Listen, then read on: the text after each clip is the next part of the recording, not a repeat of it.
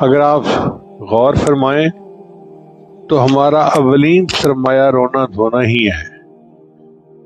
بچہ جب دنیا میں آتا ہے تو اس کے پاس کیا ہوتا ہے؟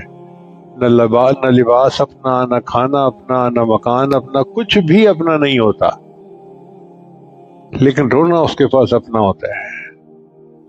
اس کو کوئی ضرورت ہوتی ہے وہ رو پڑتا ہے، بتا بھی نہیں سکتا، بول بھی نہیں سکتا، کچھ ہوا رو پڑتا ہے۔ اب ماں سوچتی ہے کیوں رو رہا ہے، دودھ کی ضرورت ہے، دودھ دے دیتی ہے، رو پڑتا ہے کیوں، اس کو سردی لگ رہی ہے، اس کو کپڑے پہنا دیتی ہے، رو پڑتا ہے کیوں رو رہا ہے، سونا چاہتا ہے، بستر کا انتظام ہو جاتا ہے۔